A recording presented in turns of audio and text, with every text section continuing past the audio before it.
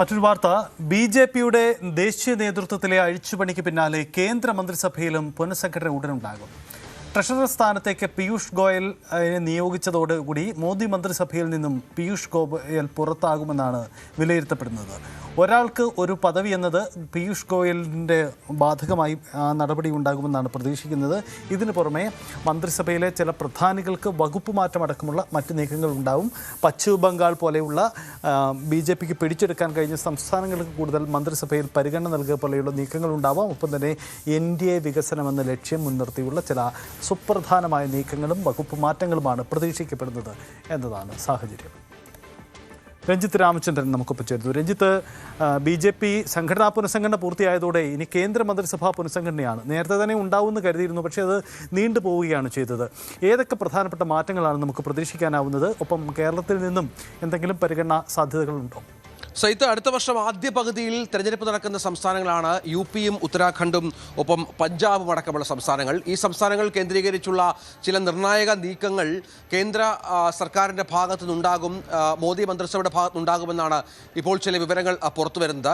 അതനുസരിച്ചുള്ള ചില ചരടുവലികൾ ദില്ലിയിൽ നടക്കുന്നുണ്ട് താനും. പ്രത്യേകിച്ചും നേരത്തെ സൈത്ത് പറഞ്ഞതുപോലെ ഈ പീയൂഷ് ഗോയൽ കേന്ദ്ര മന്ത്രിസഭയിൽ നല്ല രീതിയിൽ പെർഫോം ചെയ്തുകൊണ്ടിരുന്ന ഒരു മന്ത്രി കൂടിയാണ്. അദ്ദേഹം ഇപ്പോൾ ട്രഷറർ സ്ഥാനത്തേക്ക് വന്നതോടുകൂടി അവിടെ സ്വാഭാവികമായും ഒരു അഴിച്ചുപണി ഉണ്ടാകും എന്ന അഭ്യൂഹങ്ങൾക്ക് വളരെ ആക്കം വെച്ച ഒരു സാഹചര്യം കൂടിയുണ്ട്. അതനുസരിച്ചുള്ള മാറ്റങ്ങൾ ഉണ്ടാകുമെന്നാണ് പ്രതീക്ഷിക്കേണ്ടത്. പ്രത്യേകിച്ചും വിദ്യാഭ്യാസ മന്ത്രിയായ ധർമ്മേന്ദ്ര പ്രധാൻ രാജിവെക്കേണ്ടി വന്ന പശ്ചാത്തലമുണ്ട്. ധർമ്മേന്ദ്ര പ്രധാനെ പാർട്ടി ചുമതലകളിലേക്ക് പരിഗണിക്കുമെന്ന് കരുതിയിരുന്നു, പക്ഷേ അത് ഉണ്ടായില്ല. ആരോപണങ്ങളുടെ പശ്ചാത്തലത്തിൽ അദ്ദേഹത്തിന് ഇനി മന്ത്രിസഭാ പുനഃസംഘടന ഉണ്ടാകുമ്പോൾ മറ്റേതെങ്കിലും വകുപ്പ് കൊടുത്ത് മന്ത്രിസഭയിലേക്ക് എത്തിക്കുമോ എന്ന കാര്യത്തിലും ചില അഭ്യൂഹങ്ങളൊക്കെ നിലനിൽക്കുന്നുണ്ട്. അതിനുള്ള സാധ്യതകളുണ്ട് എന്ന് ചില കേന്ദ്രങ്ങളെങ്കിലും റിപ്പോർട്ട് ചെയ്യുന്നുണ്ട്. കാരണം ധർമ്മേന്ദ്ര പ്രധാനെ സംബന്ധിച്ചിടത്തോളം അദ്ദേഹം മോദിയുടെയും അമിത്ഷായുടെയും ഏറ്റവും വിശ്വസ്തന്മാരിൽ ഒരാളാണ്. അപ്രതീക്ഷിതമായ സാഹചര്യങ്ങൾ, വലിയ തോതിലുള്ള ആലോചനകൾക്ക് മറ്റ് ശേഷമാണ് മന്ത്രിസഭയിൽ നിന്ന് പുറത്തേക്ക് പോയത്. പകരം സ്ഥാനം നൽകുമോ അതോ മറ്റെന്തെങ്കിലും തരത്തിലുള്ള പരിഗണന ഉണ്ടാകുമോ എന്നത് കാത്തിരുന്ന് കാണേണ്ടി വരും. നേരത്തെ സൈത്ത് ചോദിച്ച വളരെ പ്രധാനപ്പെട്ട ഒരു ചോദ്യം കേരളത്തിലെ കാര്യമാണ്. നമുക്കറിയാം, കേരളത്തിൽ നിന്ന് കേന്ദ്ര സഹമന്ത്രി അടക്കമുള്ള രണ്ട് സഹമന്ത്രിമാരാണ് ഉണ്ടായിരുന്നത്. അതിലൊരാൾ ഇപ്പോൾ രാജിവെച്ച് മാറിയ ഒരു പശ്ചാത്തലമുണ്ട്. അത് രാജ്യസഭാ കാലാവധി അടക്കം മാറിയ ഒരു സാഹചര്യത്തിൽ കൂടിയായിരുന്നു ജോർജ് കുര്യൻ്റെ രാജി എന്നുള്ളതാണ്. അതിന് പകരം ആര് എന്നത് പ്രധാനപ്പെട്ട ഒരു കാര്യമാണ്. കേരളത്തിൽ അടുത്ത കാലത്തെങ്ങും തെരഞ്ഞെടുപ്പ് നടക്കുന്ന ഒരു പശ്ചാത്തലമില്ല. അതുകൊണ്ട് തന്നെ കേരളത്തെ പരിഗണിക്കുമോ എന്നുള്ളത് കാത്തിരുന്ന് കാണണം. അങ്ങനെ പരിഗണിച്ചാൽ രാജ്യസഭാ MP ആയ സദാനന്ദൻ മാസ്റ്ററുടെ പേരിനാണ് പ്രാമുഖ്യമെങ്കിൽ പോലും അപ്രതീക്ഷിതമായി ആരെങ്കിലും കടന്നു വരാനുള്ള സാഹചര്യം കൂടി നിലനിൽക്കുന്നുണ്ട് എന്ന് കേരളത്തിലെ ചില നേതാക്കൾ സംസാരിക്കുമ്പോൾ നമ്മളോട് പറയുന്നുണ്ട്. പക്ഷേ അതുമായി ബന്ധപ്പെട്ട് നമുക്കറിയാം, BJPയുടെ രീതി അനുസരിച്ച് അങ്ങനെ നേതാക്കൾക്ക് പോലും ഒരുപക്ഷെ ഒരു അറിവുണ്ടായിരിക്കില്ല ഇത്തരം കാര്യങ്ങളെക്കുറിച്ച്. അത് എന്തായിരിക്കും എന്നുള്ളതും അവരെയും ആശയക്കുഴപ്പത്തിലാക്കുന്നുണ്ട്. ആരായിരിക്കും കേരളത്തിൽ നിന്ന് കേന്ദ്രമന്ത്രിയായി വരിക, അതോ കേന്ദ്രമന്ത്രിസ്ഥാനം ഉണ്ടാകുമോ എന്ന കാര്യത്തിലൊക്കെ ഇനി വ്യക്തത വരേണ്ടതുണ്ട്. മറ്റൊന്ന്, നേരത്തെ പറഞ്ഞതുപോലെ UP-യിലും പഞ്ചാബിലും ഉത്തരാഖണ്ഡിലെ സംസ്ഥാനങ്ങളിലെ തെരഞ്ഞെടുപ്പുണ്ട്. അതനുസരിച്ച് അവിടെ നിന്ന് കൂടുതൽ പ്രാതിനിധ്യം കേന്ദ്രമന്ത്രിസഭയിലേക്ക് എത്തിക്കുക എന്ന വളരെ പ്രധാനപ്പെട്ട ഒരു രീതി കൂടി കേന്ദ്ര ഗവൺമെൻറ്റിന് മുന്നിലുണ്ട് എന്നാണ് മനസ്സിലാക്കേണ്ടത്.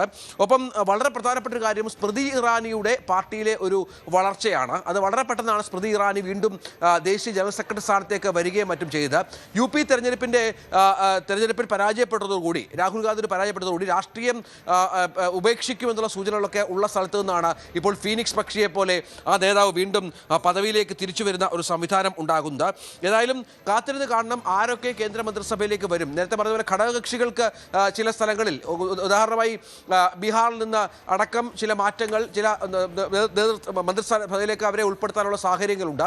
ഒപ്പം മറ്റ് തമിഴ്നാട്ടിൽ നിന്നും ചിലരുടെ പേരുകൾ പറഞ്ഞു കേൾക്കുന്നു. ബാംഗ്ലൂരിൽ നിന്ന്, കർണാടകയിൽ നിന്നും ചില പേരുകൾ പറഞ്ഞു കേൾക്കുന്നു. അങ്ങനെ വലിയ തോതിലുള്ള മാറ്റങ്ങൾ ഉണ്ടാകില്ല എങ്കിൽ പോലും അരുൺ സിംഗും തേജസ്വി സൂര്യ, കർണാടകയിലെ വളരെ പ്രധാനപ്പെട്ട യുവ നേതാവാണ്. തേജസ്വി സൂര്യ കഴിഞ്ഞ കുറേ നാളുകളായി മന്ത്രിസഭയിലേക്ക് എത്തുമെന്ന് പ്രതീക്ഷിക്കപ്പെടുന്ന ഒരു യങ് ടർക്കാണ്. തേജസ്വി സൂര്യ എത്തുമെന്നുള്ള പ്രതീക്ഷ ഇപ്പോൾ അത്തരത്തിൽ അദ്ദേഹത്തിൻ്റെ ക്യാമ്പിനുണ്ട് എന്നാണ് മനസ്സിലാക്കേണ്ടത്. ഏതായാലും ഇപ്പോൾ 50 വയസ്സ് നേതൃനിരയുടെ പ്രായം എന്ന തരത്തിലാണ് കാര്യങ്ങൾ മുന്നോട്ട് കൊണ്ടുപോയത് എങ്കിലും പുനഃസംഘടനയിൽ പ്രായം പരിഗണിക്കാതെയാണ് കാര്യമായ മാറ്റങ്ങൾ സംഭവിച്ചത്. അതുകൊണ്ട് തന്നെ പ്രായപരിധി നോക്കാതെ തന്നെ മന്ത്രിസഭയിലേക്ക് കൂടുതൽ ആളുകളെ എത്തിക്കുക എന്ന രീതിയിൽ കാര്യങ്ങൾ മുന്നോട്ട് പോകുമെന്ന് വേണം കരുതാൻ. ഏതായാലും പുനഃസംഘടന 1-2 ദിവസത്തിനകം ഉണ്ടാകുമെന്നാണ് ദില്ലിയിലെ അന്തരീക്ഷത്തിലെ വാർത്തകൾ. സൈത്ത്, അതാണ് സാഹചര്യം. കേന്ദ്രമന്ത്രിസഭയിൽ ഉടൻ പുനഃസംഘടന ഉണ്ടാകും. അങ്ങനെയെങ്കിൽ വലിയ പ്രധാനപ്പെട്ട മാറ്റങ്ങളാണ്, മുഖമിനുക്കലാണ് ലക്ഷ്യമിടുന്നത്.